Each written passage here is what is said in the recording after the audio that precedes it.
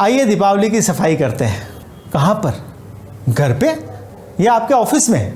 क्या करेंगे दीपावली की सफाई में? पुराना सामान सारा बाहर निकालेंगे, खोलेंगे बंद हुई हुई पुरानी अलमारियाँ, पुराने दीवान, सेटी, स्टोरेज, संदूक और खूब सारा सामान भरा पड़ा है, उसमें छाटेंगे कौन सा सामान काम का नहीं है, बाहर फेंको, इसको कचरे वाले को दे दो। वो बेचारा कचरे वाला नहीं है, कचरा ले जाने वाला है, कचरा तो हम देते हैं। पकड़ो कबाड़ी को, उसको कबाड़ वाला सामान दे दो, या फिर इसको कहीं पर ढंग से बेच के आओ, रिप्लेसमेंट ऑफर, एक्सचेंज ऑफर ढूंढो, कुछ नया लेके आओ, पुराना निकालो, नया लाओ, घर की सारी अलमारियों में नया सामान भरो, घर को चकाचक करो, ऑफिस में नई टेबल लेके आओ, नया लैपटॉप लेके आओ, नए पर्दे लगाओ। तो पुराना निकालना चाहिए, तभी नया अंदर आता है। तो ये तो हो गई घर की, दुकान की, ऑफिस की दीपावली की सफाई। हमारी दिवाली की सफाई का क्या होगा? दिवाली दूर नहीं है, हम अपने आप को अंदर से साफ कब करेंगे? बात करते हैं इसी बारे में। मैं हूं सुशील चौधरी और मैं रैशनल ट्रेनर हूं, मोटिवेशनल स्पीकर हूं, और आज हम बात करेंगे दीपावली की सफाई किसकी? हमारी, यानी कि लर्न, अनलर्न और रीलर्न, यानी कि रीलर्न के लिए अनलर्न। एक बार एक बहुत ही ज्ञानी व्यक्ति, बहुत ही वाइज मैन, बहुत ही ज्ञानी व्यक्ति एक पहाड़ के ऊपर मठ बनाकर रहता था। दूर दूर तक उसे ख्याति थी, लोग दूर दूर से आते थे उसे सलाह लेने के लिए, ज्ञान अर्जित करने के लिए।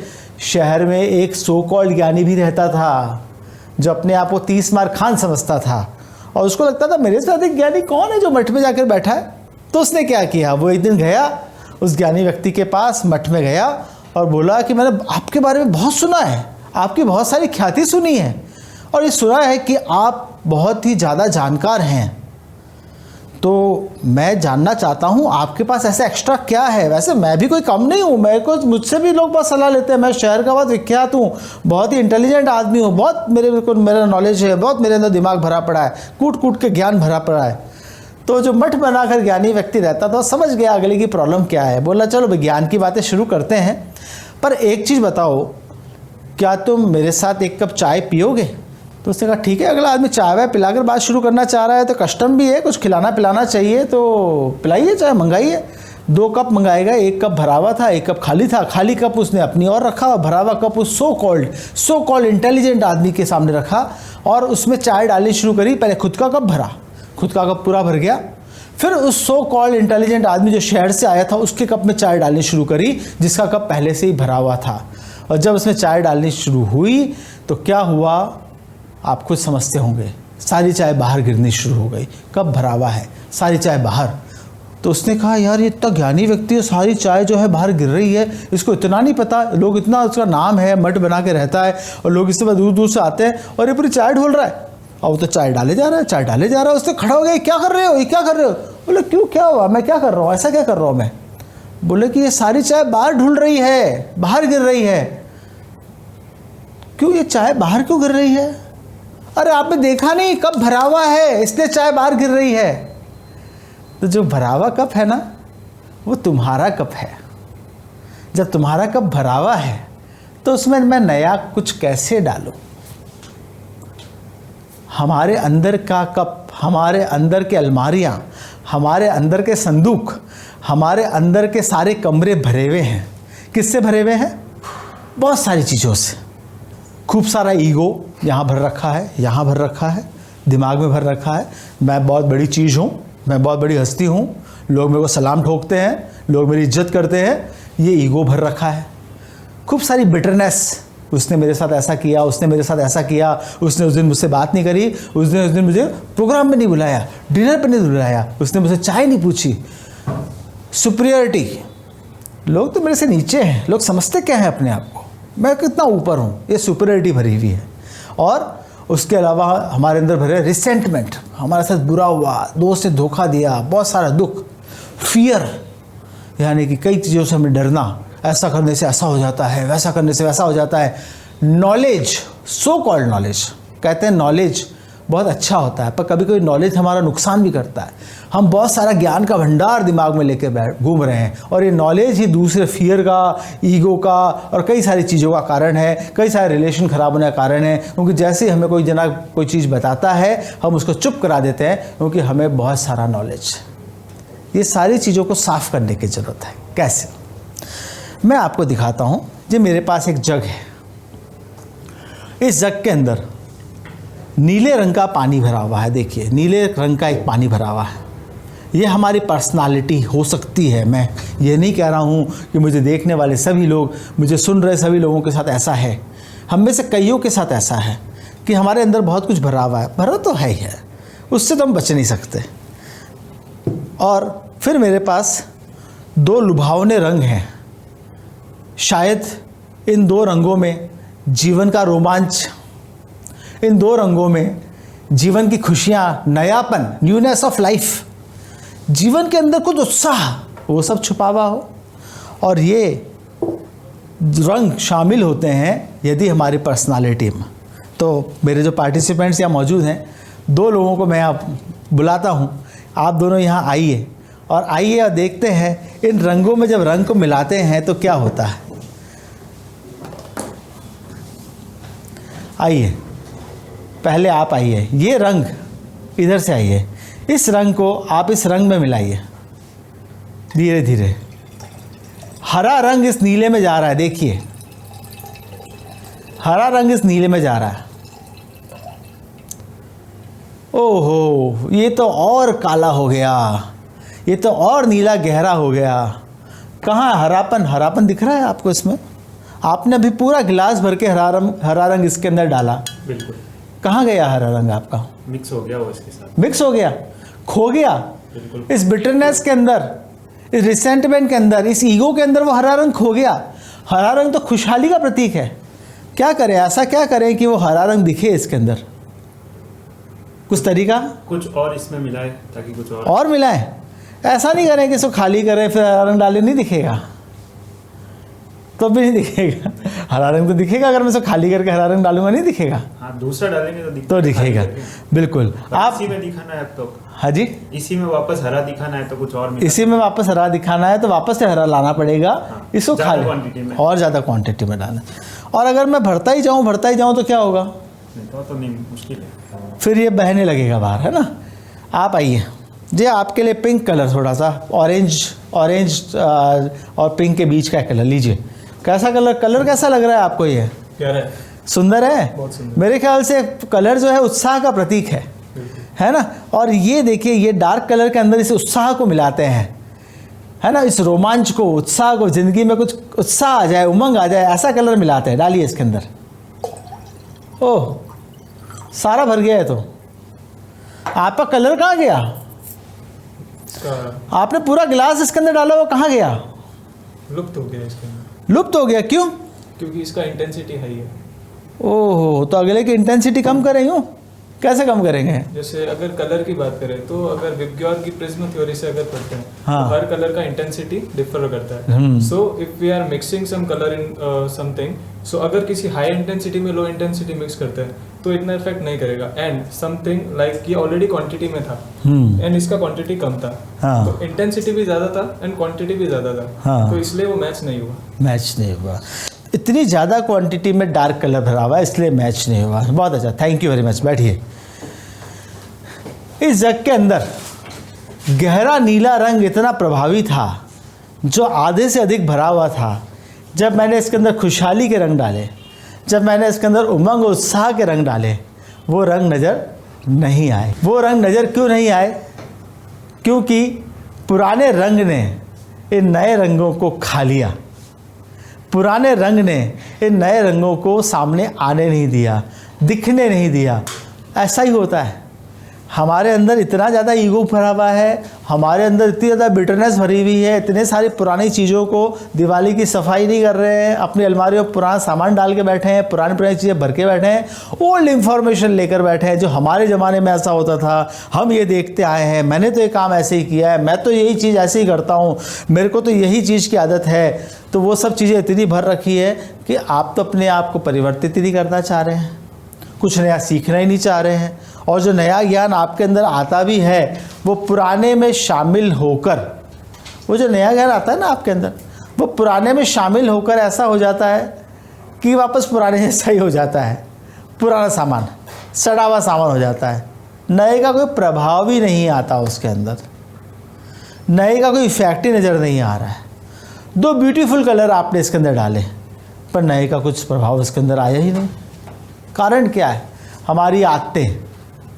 हम अपनी पुरानी आदतों को लेकर बैठे, हम उन आदतों को चेंज ही नहीं करना चाहते, और ये हमारा कंफर्ट जोन भी बन जाता है। हम तो ऐसे ही बैठेंगे, हम तो इतने बजे खाना खाएंगे, हम इतने बजे इस रास्ते से जाएंगे। एक बार एक राजा ने 2 बाज, बहुत ही शानदार, पहले राजाओं को शौक होता था अच्छे अच्छे बाज पालने का, तो एक बार एक राजा ने बहुत ही शानदार 2 बाज पाले, लेके आए, कहीं से अरेंज किया और बोला कि अब ये बाज जो है मेरे सल्तनत की शान होंगे और बहुत ही ऊंचे आसमान में उड़ेंगे और ये बाज मेरी पहचान होंगे। और बढ़िया बढ़िया ट्रेनर को बुलाया, प्रशिक्षक को बुलाया कि तुम इन बाजों को ट्रेन करने वाले हो। वो प्रशिक्षक आया, ट्रेनर आया, बोला बिल्कुल जहाँ पना मैं इन बाजों को ट्रेन करूँगा और ये हमारे राज्य की पहचान बनेंगे, ये बाज, दोनों बाज। ट्रेनर ने अपना काम शुरू किया। थोड़े दिनों बाद ट्रेनर रिपोर्ट करता है कि जहाँ पना उनमें से एक बाज तो बढ़िया उड़ रहा है, मैं जो ट्रेनिंग दे रहा हूँ वो सीख रहा है, आसमान में उड़ता है, ऊंचाई पे उड़ता है, ऊंचाई पे उड़ता है और जितना बढ़िया कलाबाजियाँ करता है आसमान में, आप देखेंगे तो आपका दिल खुश हो जाएगा। राजा ने कहा सुभान अल्लाह, बहुत अच्छी बात है, पर दूसरे बाज के बारे में आप क्यों नहीं बता रहे हो? बोले ये मैं माफ़ी चाहूँगा कि दूसरा जो बाज है वो बिल्कुल ही नहीं उड़ता है। जब भी उसे मैं फील्ड में ले जाता हूँ तो वो एक जगह पर जाकर बैठ जाता है, वो एक डाल पे जाकर बैठ जाता है और उसके बाद वो आगे ही नहीं बढ़ता है, वहीं बैठा रहता है, कितना भी उसे उत्साहित करो वो उड़ता ही नहीं। तो बड़ी राजा ने कहा ऐसा कैसे हो गया? दोनों एक जैसे बाज हैं, दोनों एक ही ब्रीड के हैं, दोनों को साथ लिया गया था, फिर भी ऐसा क्यों हो रहा है? तो राजा ने मुनादी करा दी, ढोल बजवा दिए कि जो भी जना इन बाजों को, दूसरे बाज को उड़ना सिखा देगा, मैं उसे इतना इनाम दूंगा, ऐसे करूंगा, वैसे करूंगा। तो सभी और मुनादी हो गई, लोग आए, प्रयास किया, दूर दूर तक बात गई, कोई भी सफल नहीं हुआ। एक लकड़हारा उस राज्य में आया हुआ था, कुल्हाड़ी लेकर घूम रहा था। बोला राजा ने ऐसी मुनादी कराई है, वो गया देखा, बोला मैं उड़ा सकता हूँ दूसरे बाज को। तो लोगों ने कहा तुम तो लकड़हारे हो, तुम कैसे उड़ाओगे, तुम क्योंकि बाज को उड़ाना नहीं जानते? बोले नहीं, मैं उड़ा सकता हूँ। तो राजा तक बात पहुँची, राजा के सामने पेश हुआ, महाराज मैं उड़ा दूंगा बाज को। बोले यार तुम एक लकड़हारे हो, बोले मुझे मौका तो दीजिए। बोले ठीक है, मौका दिया, लकड़हारा गया। थोड़े टाइम बाद वो ट्रेनर वहाँ दौड़ता दौड़ता आया और बोले महाराज वो दूसरा बाज भी उड़ रहा है। महाराज ने कहा, राजा ने कहा ये कैसे संभव है, दूसरा बाज कैसे उड़ रहा है? सब लोग हार चुके हैं और ये लकड़हारा गया, दूसरा बाज उड़ रहा है। बोला लकड़हारे को क्या संभव हुआ? लकड़हारे को पेश किया गया। बोले कैसे कर दिया तुमने, दूसरा बाज कैसे उड़ने लग गया? बोले महाराज उस दूसरे बाज को आदत थी एक फिक्स पेड़ की, फिक्स डाली पे, तय पेड़ की तय डाली पे जाकर रोज बैठ जाने की, और वो उस डाली पे इतना ज़्यादा कंफर्टेबली बैठता था कि वो डाली को छोड़ना नहीं चाहता था, इसलिए वो उड़ता नहीं था। मैंने क्या किया महाराज, मैंने वो डाली ही काट डाली जिस पर रोज़ वो बैठता था। अब वो डाली कट गई है तो उसकी वो आदत भी बैठने की छूट गई है, अब उसने उड़ना शुरू कर दिया। वो अपने कंफर्ट जोन से बाहर आ गया, अपनी पुरानी आदत छोड़ चुका है, अब वो उड़ेगा। अब उसे ट्रेन कीजिए, वो आसमान को छुएगा। हम आदत पड़ गई ना रोज़ बैठने की उस डाली पे, जब तक उठेंगे नहीं तो आसमान कैसे छुएंगे? अपने आप खाली नहीं करेंगे तो नया रंग कैसे मिलाएंगे? जब तक अपने अंदर का गहरा रंग बाहर नहीं निकालेंगे तो खुशियों का रंग कैसे अंदर जाएंगे? पर हम अपने आप को बड़े ज्ञानी मानते हैं, इंटेलिजेंट। ऐसे 2 इंटेलिजेंट लोग हमारे पास आए हुए हैं। मैं इन 2 तथाकथित स्वयभू स्वघोषित बहुत ही इंटेलिजेंट लोगों से मिलने वाला हूँ आप लोगों के साथ में, और देखता हूँ उनकी समस्या क्या है। ये दोनों एक समस्या और उस समस्या का हल लेकर यहाँ बैठे हैं। हम देखते हैं इनकी समस्या क्या है और समस्या का हल क्या है। बताइए, बड़े टेंशन में लग रहे हो, सोच रहे हो आप लोग क्या हो क्या रहा है? ये एक नमकदानी है और एक काली मिर्च की दानी है, इनसे क्या कर रहे हो आप लोग? बताइए। अब हुआ ये है कि इसमें होना चाहिए था पेपर। हाँ ठीक है, ये देखिए इसमें पी लिखा हुआ है, इसमें पेपर होना चाहिए था, काली मिर्च होनी चाहिए थी, पर क्या है इसमें? सॉल्ट है। ओहो वेरी बैड। इसमें होना चाहिए था सॉल्ट, इसमें डाल दिया पेपर। इसमें एस लिखा हुआ है, इसमें होना चाहिए सॉल्ट। आप रेस्टोरेंट में जाते हैं, जिसे पी लिखा होता है उसमें काली मिर्च पेपर होता है, जिसमें एस लिखा होता है उसमें सॉल्ट या नमक होता है, पर यहाँ उल्टा है इस रेस्टोरेंट में। बिल्कुल उल्टा हो गया। इतना उल्टा हो गया, कितना बड़ा नुकसान हो सकता है ना। जिसको नमक डालना है वो काली मिर्च डाल देगा। ये बहुत बड़ी प्रॉब्लम है रियली। आप लोगों ने क्या हल ढूंढा है इस प्रॉब्लम का? दोनों इंटेलिजेंट लोग हैं, लोगों ने इनका आईक्यू लेवल बहुत हाई है, इसलिए वो इस प्रॉब्लम का सॉल्यूशन निकाल कर इस रेस्टोरेंट से जाना चाहते हैं। हाँ बताइए। तो हम लोगों ने बहुत सारी कैलकुलेशंस की है। अच्छा, कैलकुलेशंस भी की हैं खूब सारी इस प्रॉब्लम को सॉल्व करने के लिए। कितना लिखा हो रहा है? बहुत सारी कैलकुलेशंस की है। इतनी कैलकुलेशन की है इन्होंने इस पेपर एंड सॉल्ट की प्रॉब्लम को सॉल्व करने के लिए। बताइए, वेरी गुड, बहुत अच्छा, आई एम वेरी इम्प्रेस्ड। हाँ थैंक यू सर। तो हम लोगों ने निष्कर्ष निकाला हम दोनों ने मिलके कि क्यों ना हम एक काम करते हैं, ये जो पेपर वाली सीसी है जिसके अंदर सॉल्ट है, क्यों ना हम इसको पहले एक सॉसर में खाली करते हैं। हाँ, एक खाली कटोरे में इसको खाली कर देते हैं। ठीक है, बिल्कुल, इसको खाली कर देते हैं। अब इसको खाली कर दिया, ठीक है। अब इसके अंदर क्या डालेंगे? इसके अंदर फिर इसको लिया हम लोगों ने, ठीक है ना, इसको भी खाली कर दिया।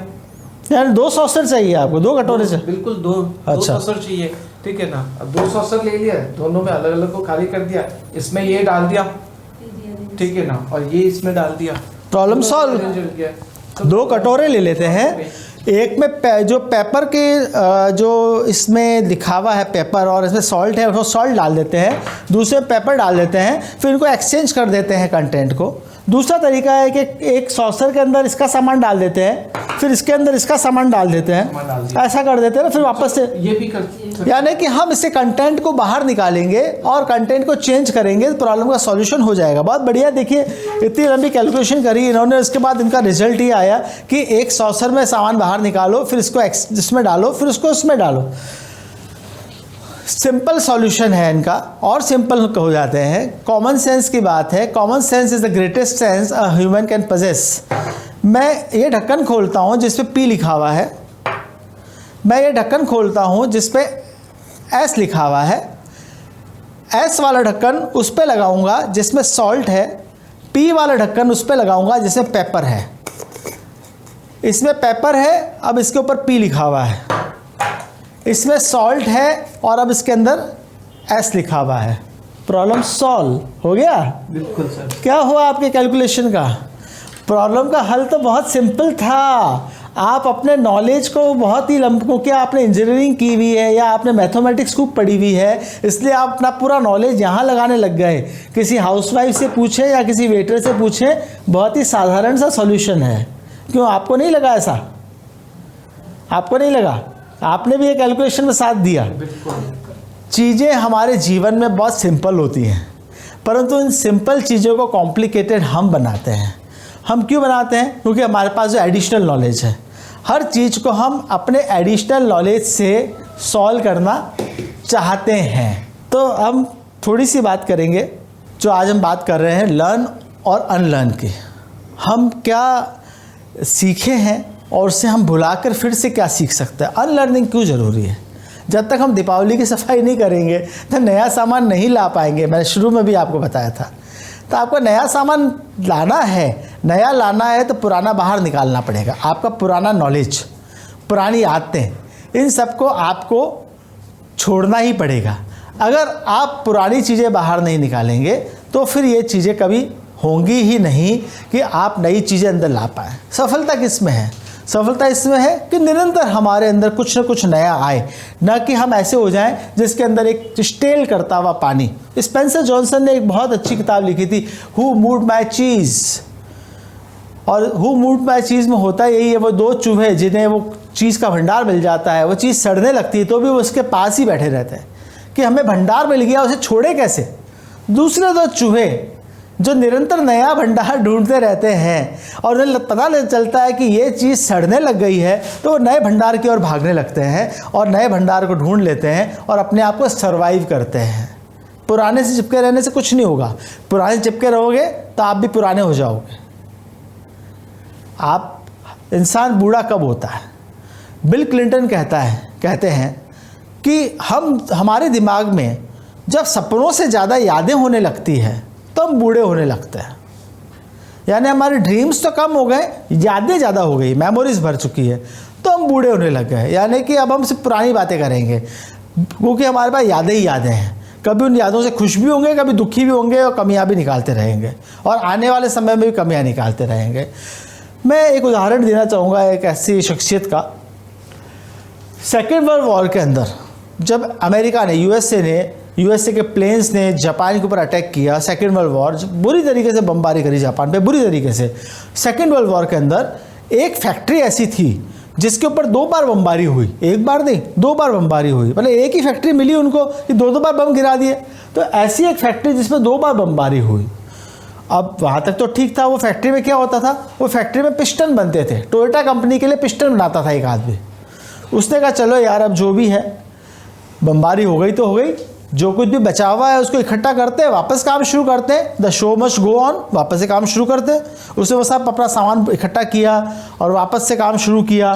और जब वापस से काम शुरू किया पिस्टन बनाना, तो और बुरा हुआ, वहाँ अर्थक्वेक आ गया, और उस अर्थक्वेक के अंदर उसकी पूरी जो फैक्ट्री थी वो मटिया मेट हो गई, मटिया मेट। अब वो कह सकता था कि यार मुझे सुसाइड कर लेना चाहिए, सिर पकड़ के बैठ जाना चाहिए, गॉड इज़ सो क्रूअल, भगवान ने मेरे साथ इतना बुरा क्यों किया, भगवान इतना बुरा क्यों है, मैंने ही क्या कसूर किया था। ऐसा करते हैं लोग, अरे यार मेरे साथ ही बुरा हो रहा है, मेरे साथ ही बुरा हो रहा है। तो उसने कहा चलो कोई बात नहीं, सब कुछ ख़त्म हो गया, तो मेरे पास एक सपना है। अभी तक जो मैं काम कर रहा था, मैं उसके अलावा कुछ काम करना चाहता था, परंतु अभी तक वाला काम चालू था तो मैं नया काम नहीं कर पा रहा था। तो अब मैं कुछ नया करूँगा। और उसने कुछ नया किया। उसने जो नया किया, उसने इस दुनिया को पहली मोटर बाइक दे दी, क्योंकि उसके दिमाग में एक आइडिया था एक इंजन बनाने का। और जब उसने वह इंजन बनाया और उस इंजन को साइकिल के अंदर लगाया, तो वो दुनिया की पहली मोटर बाइक बनी। अब आप सोचिए, अगर उसकी फैक्ट्री के ऊपर 2 बार बम नहीं गिरते, या भूकंप में उसकी फैक्ट्री मटिया मेट नहीं होती, तो क्या दुनिया की पहली मोटर बाइक बन पाती? नहीं बन पाती। पुराना ख़त्म होगा तो कुछ नया इनोवेशन होगा। और जब वो मोटर बाइक बनी, तो इस मोटर बाइक ने धूम मचा दी, दुनिया की एक बहुत बड़ी वो कंपनी बन गई। वो कंपनी क्या थी? ऐसी क्या कंपनी थी जिसने दुनिया का तहलका मचा दिया?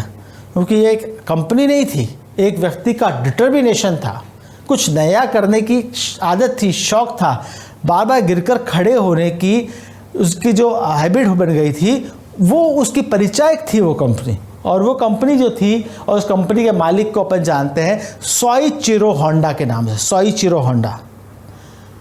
और वो कंपनी को हम जानते हैं होंडा मोटर्स के नाम से। अगर 2 बार बमबारी नहीं होती, अगर अर्थक्वेक नहीं आता, तो शायद होंडा कंपनी नहीं बनती, होंडा मोटर्स नहीं बनती। आज हम दुनिया में किफ़ायती इंजन के लिए, श्रेष्ठ इंजन के लिए होंडा को नहीं जानते। इसीलिए सोइचिरो होंडा की उत्पत्ति उस पुराने काले पानी को, गहरे पानी को फेंक कर अपने अंदर रोमांच और उमंग का नया पानी भरने से के रूप में उस पर्सनालिटी को हम जानते हैं, जिसने दुनिया के अंदर कुछ नया करके दिखाया। Steve Jobs once said, stay hungry stay foolish, hungry stay hungry. हम भूखे कब रहते हैं? मज़े की बात बताऊं, हम में से कई लोग सोचते हैं आज रात को डिनर पे जाना है ना। मारवाड़ी में कहते हैं जीमड़ पे जाना है, गुजराती में कहते हैं जमवानू छे, यानी कि हमें रात को खाना खाने जाना है, बाहर जाना है, तो भूखे रहो, ज़्यादा खाएंगे बाहर जाके, तो हम तब भूखे रहते हैं। यहाँ पेट की भूख नहीं, दिमाग की भूख की बात हो रही है। स्टे हंग्री, भूखे रहो दिमाग से, नए आइडियाज़ का स्वागत करो, वेलकम करो, नई चीज़ें आपके दिमाग में आती रहनी चाहिए। स्टे फुलिश, कुछ नया सीखने के लिए मूर्ख बने रहो, अपने आप को इतने ज्ञानी मत समझो, इतना इंटेलिजेंट मत समझो कि हम कुछ नया कर ही नहीं पाएँ। स्टे हंग्री स्टे फुलिश, यानी कि हम कुछ नया सीखें, नया करें, और सदा ही हमारे अंदर नया सीखने की भूख बनी रहे। इसलिए गुलजार साहब कहते हैं, दिन कुछ ऐसे उतारता है कोई, दिन कुछ ऐसे गुजारता है कोई जैसे एहसान उतारता है कोई। तो कई लोग होते हैं कहते हैं यार आज का दिन भी निकल गया, आज का दिन निकल गया, मैं तो बेस्ट हूँ, मैं यहाँ जाके कैसे काम मांगूँ। अमिताभ बच्चन जैसी शख्सियत ने भी एक दिन यश चोपड़ा के पास जाकर बोला कि यश जी मेरे पास बिल्कुल काम नहीं है, कोई पिक्चर बना रहे हो तो मुझे काम दे दो।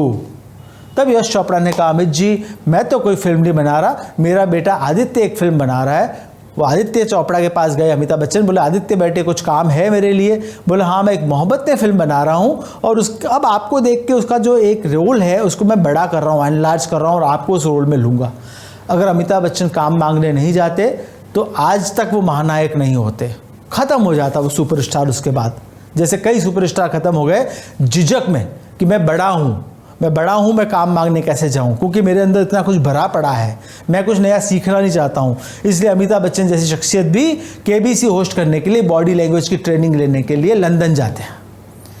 उसके शख्सियत को भी जाना पड़ता है, ट्रेनिंग लेनी पड़ती है। इसी वजह से JCI में हम ऑलवेज JCI इंडिया में ट्रेनिंग की बात करते हैं, और हर एज में हम कहते हैं ट्रेनिंग ज़रूरी है। हम ट्रेनर्स यही बात बताते हैं कि अगर हम ट्रेनिंग में जाएंगे, ट्रेनिंग अटेंड करेंगे, अपने आप को चेंज करेंगे, तो हमारे अंदर एक नयापन बना रहेगा, हम कुछ नया कर पाएंगे। इसीलिए गुलजार साहब कहते हैं, दिन कुछ ऐसे गुजारता है कोई जैसे एहसान उतारता है कोई। कई लोग हैं जो दिन को ऐसे गुजारते हैं जैसे कि आज का दिन भी निकला जैसे उन्होंने एहसान उतार दिया। हम अपने आप को बदलें, ये गहरे रंग का पानी उतार के बाहर फेंकें, तब जाकर सुंदर हरे रंग का, ऑरेंज रंग का जब पानी अंदर जाएगा, आपके अंदर जब उत्साह और उमंग अंदर जाएगी, तो आप ज़्यादा प्रफुल्लित और आप ज़्यादा रिन्यूड नज़र आएंगे। इस दिवाली पर अपनी सफाई करें, इस दिवाली पर चमकें जैसे आपका घर चमकता है, हर कोना कोना चमकता है, तो आपकी पर्सनैलिटी का हर कोना चमकना चाहिए। हम लर्न करें, अनलर्न करें, रीलर्न करें। पुराने को बाहर फेंकें, काम का नहीं है उसे निकालें। जो पुराना अंदर खराब सा पड़ा है, जो पुराना अंदर मिट्टी में पड़ा है, उसे साफ़ करें, चमकाएं और चमाचम हो जाएं। हमारी पर्सनालिटी दमकती हो, ना कि सिर्फ बाहर से बल्कि अंदर से भी। इसी के साथ आप सभी को दीपावली की बहुत बहुत शुभकामनाएं। लर्न कीजिए, अनलर्न कीजिए, रीलर्न कीजिए, यानी कि सही मायने में अपनी सफाई कीजिए। सुशील चौधरी की ओर से आप सभी का बहुत बहुत धन्यवाद। नमस्कार।